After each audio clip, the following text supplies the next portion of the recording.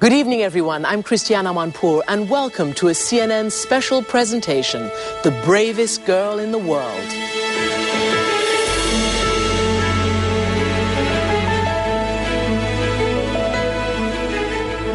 Tonight, a question. Where does courage come from? Real bravery, the sort that changes the world. In just a moment, before a live audience here in New York, some of them even here on the stage with me, I'll be talking to 16-year-old Malala Yousafzai, along with the remarkable man who raised her, her father, Ziauddin. And my mission is to find out what made one young girl in a remote corner of Pakistan decide, I will stand up to the Taliban. What gave Malala the grit to defy some of the most murderous men on earth? I have rights. I have the right of education. I have the right to play. I have the right to sing. I have the right to talk. I have the right to go to market. I have the right to speak up. Before the whole world knew her name, Malala was simply a schoolgirl. A small child with big dreams. I want to become a doctor. It's my own dream, but my father told me that you have to become a politician. But I don't like politics. The story of Malala is that of an ordinary girl with extraordinary gifts. Sum of numbers mein humne 280 plus. Fierce intelligence, grace, and poise far beyond her years. So I thought that I must stand up for my rights, the right of education, the right for peace. So I did it. No one was prouder of Malala than the head of her school, her own father, Ziauddin. When I saw her for the first time and I looked into her eyes, I fell in love with her, believe me. I love her.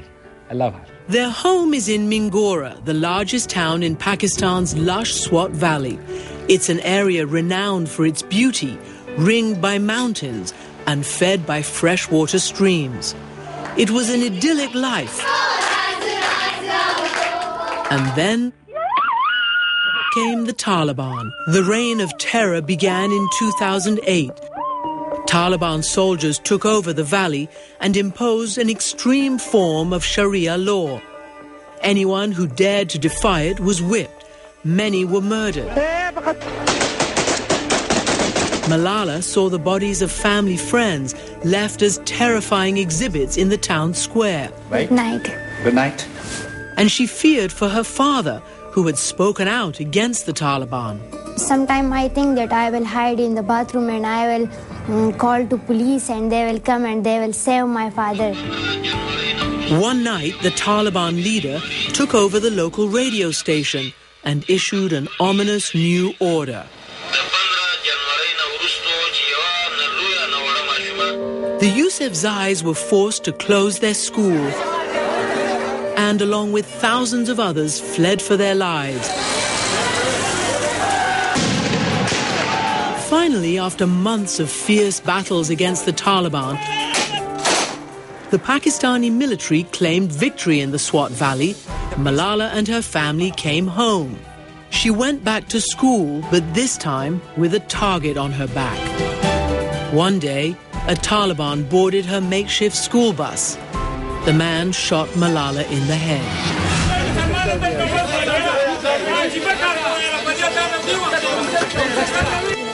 She fought for her life first in Pakistan,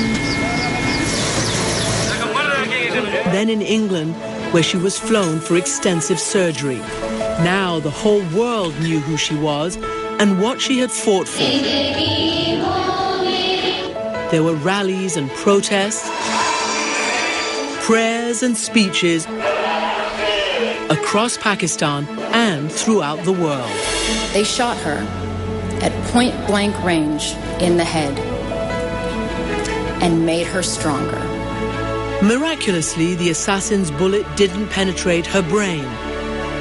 The doctors saved her life, and in a matter of weeks, Malala reassured the world that she would once again raise her voice. Today you can see that I'm alive. God has given me this new life. The man who shot her is still at large, and just this week, the Taliban once again threatened to kill her.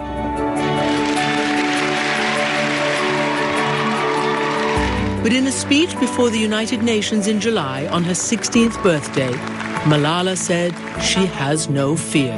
They thought that the bullet would silence us, but they failed. And out of that silence came thousands of voices. The terrorists thought that they would change my aims and stop my ambitions. But nothing changed in my life except this. Weakness, fear, and hopelessness died. Strength, power, and courage was born.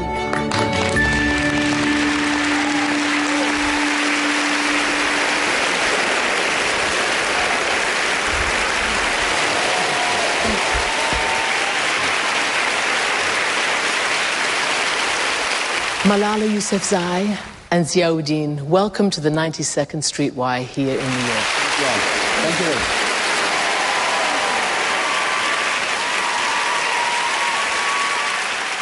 you. Let me take you back to that incredible day a year ago. Do you remember, Malala, what happened to you on that bus when somebody asked your friends, who is Malala? He did not give me time to answer his question. And my friend told me, my best friend Muniba, that at that time you just squeezed my hand, you just pushed it with force, and you did not say anything. And then in the next few seconds, he fired 3 bullets. One bullet hit me in the left side of my forehead, just above here, and it went down through my neck and into my shoulder. And I think I was hit by only 1 bullet, and it also affected my eardrum, so now I have problem in listening as well. It also cut down my facial nerve. But still, if I look at it, it's a miracle. My brain is saved, my spinal cord is saved, everything is fine, I am alive, and I still can talk, I can smile, so I thank God for that. Your father has been so close to you all your life. It must be still so difficult for you to listen to the retelling of this story. Even to think of it, it's very difficult. Because in this universe, she's the most precious person for me in my life. And we are not only father and daughter, we are friends. But what was it like when you woke up, finally, after all that trauma? What did you discover in that hospital room? Who was with you? What was it like to be awake again? When I woke up, I realized that now I am not in Pakistan. The nurses and doctors, everyone was speaking in English. Then the first thing I did was that I thanked Allah, I thanked God, because I was surviving, I was living. And you know, I cannot explain it, how happy I was, how much happy. I cannot explain it, because I was very happy when I saw myself alive, and when I saw that I am living and I'm surviving. And then I was thinking about my father and my mother as well. And I could not speak at that time because there was a tube in my neck that was breathing for me. So I asked for a pen and a paper from the nurse, and I wrote to many doctors. I did it a lot of times, and I wrote to them, where is my father and my mother? And so they told me that your father is safe and he will come soon as possible. And the second question that was really important for me, and about which I was thinking, that who will pay for me? Because I don't have money. And I also knew that my father is running a school, but the buildings of the schools are on rent, the home is on rent, and he cannot sell his school. So that's simple. And then I thought, like, okay, so your father has a land in a village. He can sell it. But I said, it is just a very few amount of money. Then I was thinking he might be asking people for loan. So that's why I thought that I didn't know that the whole world was praying for me and are still praying for me. They are supporting me. And now I believe that when people pray to God for life, God gives. God is really honest. God listens to his people's voice.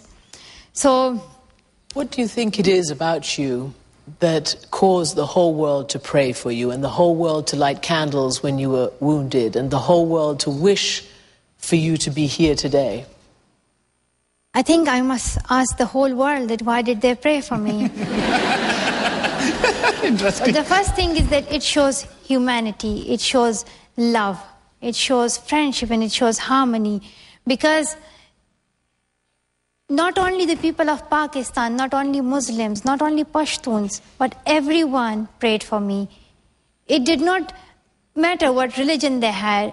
If they were Christians, they were Jews, they did not even have religion. But they prayed for me, and they prayed for my new life. Do you think, though, that it was not just because you're a lovely girl, but because you had a fundamental mission and that you spoke out about it in the most unusual way? What was it that you were thinking before all of this? What was your life about in terms of education, in terms of being prepared to defy the very violent opposition that you were facing? At that time, when we were facing terrorism in Swat, and especially in 2009, the radio mullah, which we call him, he announced on radio that from the 15th of January 2009, no girl is allowed to go to school. No girls to school. No girl is allowed to go to school. And if she goes, then you know what we can do. So that was his threat. What they did, they used to flog girls, they used to flog women. They also slaughtered people in the squares of Mingora. They treated people like animals. At that time, I did not want to be silent because I had to live in that situation forever. And it was a better idea because otherwise they were going to kill us. So it was a better idea to speak and then be killed. Let me ask you a difficult question. Oh. This was your teenage daughter. She was a really young girl. Yeah. And she's just described this enormous public profile that she had, that she spoke. It's so unusual for girls or anybody to defy the Taliban, most particularly girls, in that manner. And you encouraged her. Yes, of course. Do you feel any remorse, any regret, any wish that you hadn't made her so public and such a big target? No, never. Remember, I am a Pashtun Pakistani.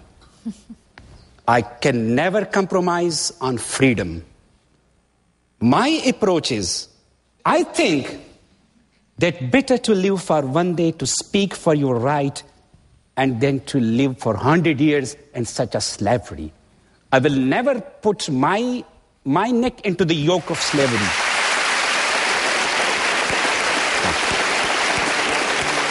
Later in the program, the bravest girl in the world is still just a teenager to her mom. Whenever I used to go to the market with her, she used to tell me, cover your face, see that man is looking at you, that man is looking at you. I said, Mom, I'm also looking at them. It doesn't matter.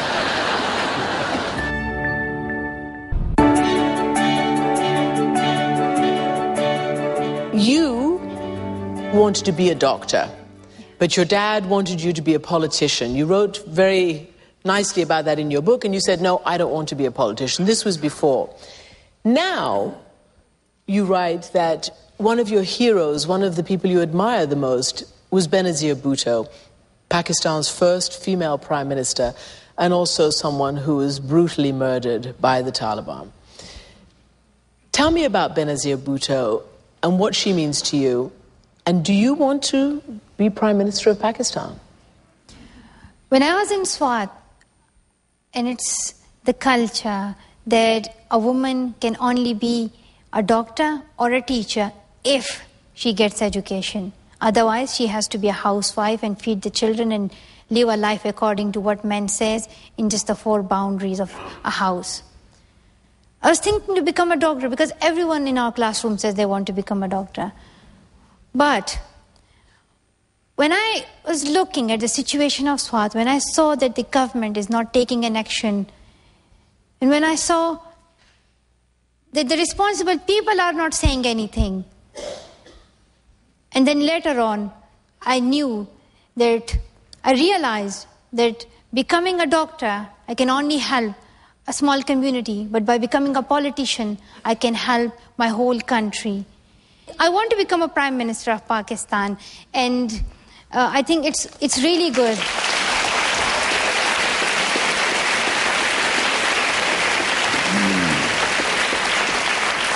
Because through politics, I can serve my whole country. I can be the doctor of the whole country, and I can help children to get education, to go to school. I can improve the quality of education, and I can spend much of the money from the budget on education. You still have huge dreams. They didn't take that away from you. They only can shoot a body, but they cannot shoot my dreams. And I think my dreams are living.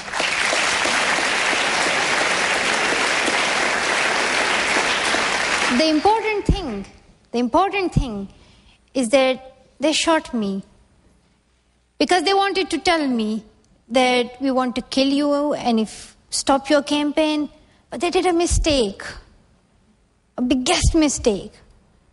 Now I'm not afraid of death. First I might have been, but now I'm totally not afraid of death. And when I look at the support of people, then I'm sure that this cause is never going to die. And we will see that a day will come, every child, whether girl or boy, whether black or white, whether Christian or Muslim, he or she will be going to school, inshallah.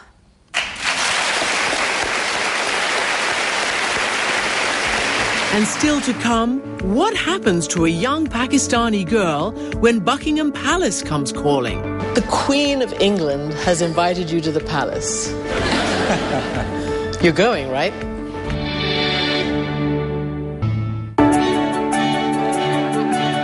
Malala, your mother kept purdah. She was very modest. She wore the full burqa all the time. She was conservative, but she was a big powerhouse and remains in your family.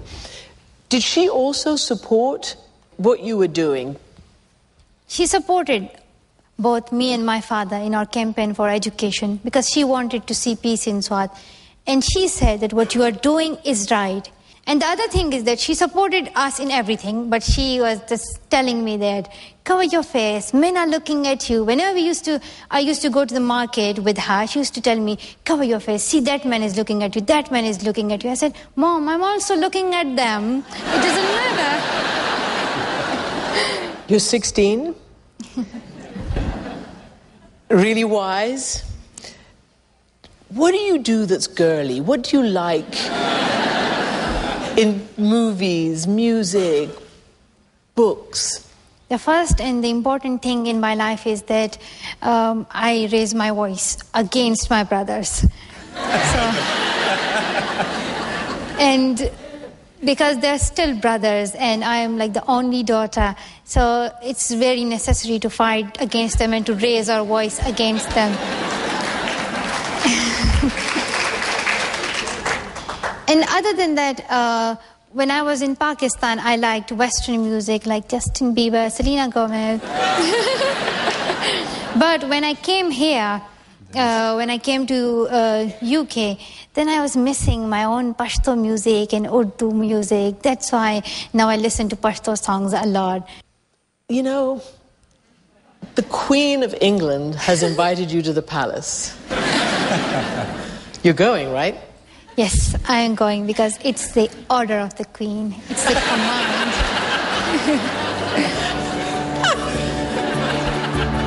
In a moment, a final word.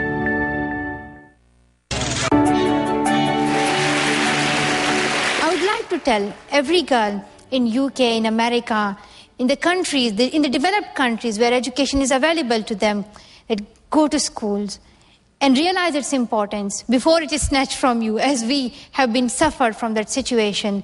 So going to school, doing homework on time, being good to teachers and being good to each other, it's a very important part of life. So go to school. I need to introduce you to my son.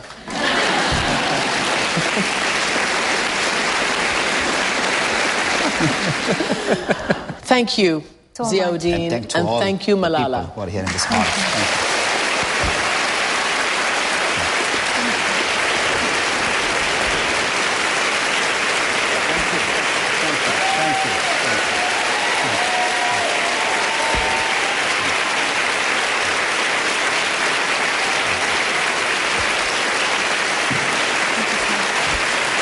Thank you all. Thank you very much. Thank you. Thank you very much.